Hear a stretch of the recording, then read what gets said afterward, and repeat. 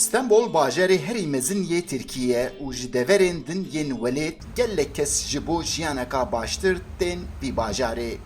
İstanbul her wiha mala bêtir ji 5 milyon Kurdanê ku ji bo dîtina kar û cîhanîna xewn û xeyalên xwe tev li çêniya bajêr bûne. Muharrem Kaya jî yek ji van kesan e ku ji Erdoğan'a nêzî çiyayê agirî ji bajarokê Mêrdînîkê Angogolê 28 sal berê koç İstanbulê kiriye û karê boyakirina solan dike. Karakaya radigîne ku bêderfetî û xizanî ew aniye İstanbulê. Em gund buna metiş yani em nedun xwe tişkî gunda memleketta. Yani em şükür dike em hata van dera. Me gunda kira şükür.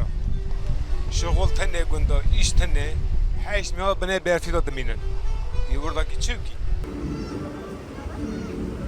Yek ji karên ku êdî ji holê radimin boyakirina pêlavan e. Berê li her quncikekê gelek boyakçiyên sola hebûn. Lê êdî meriv nikare boyakçiyekê jî bibîne.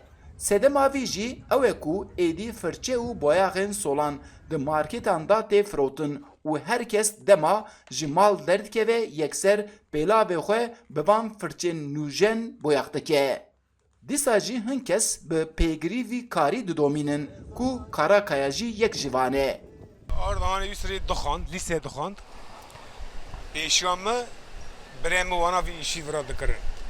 Yani wana ilkokul xelas kirine virane halen virane. İlkokuldan beri wana vî işî dikin. Min jî lîsê xelas kir ez hatim vira. Karakaya di cîwaniya xwe de dematê Stenbolê yekser li hêla Anatoliya Angol Kadıköyê bi cih dibe. Ev der êdî wek eşkeke û di dilê wî daye. Ew bi bîr tîne ku çawa cara yekê eşka xwe jî li Kadıköyê dîtiye. İstanbul yani çüme çenciya qecik nara xoşam xince Kadıköy. Çara Kadıköy çünkü çuşkatiyamı vira dervas bu.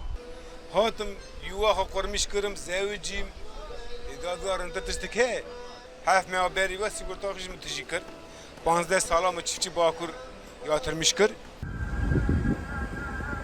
Karakaya her roj nêzîkî sî solan boyak dike û mehê nêzîkî 30,000 lîrayên Tirkî pere qezenc dike. Lê ew dibêje ku ew tenê pêlavan boyak nake, ew her wiha solçêker e û wan tamîr jî dike. Karakaya li hemberî jiyanê herga xwe geşbîn hîs dike û dibêje ku mirov çi karî dike bila bike girîng ew e ku karê xwe hez bike. Eyüp Demir, Dengê Amerika, İstanbul.